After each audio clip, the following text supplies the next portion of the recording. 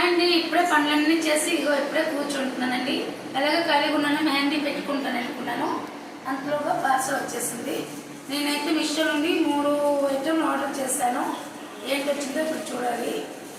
నేనైతే సౌరమే అనుకుంటాను. అది సౌరం కాదు, ఉంది సౌరమని. ఇన్నొచ్చేటి వదిలే వదిలే, ఇగో 3 వచ్చాయి. 3 వచ్చాయి వదినా. 3 కాదు, 2. ఇదేంటిది కొట్టుకున్న ఫ్రీ ఏంటి?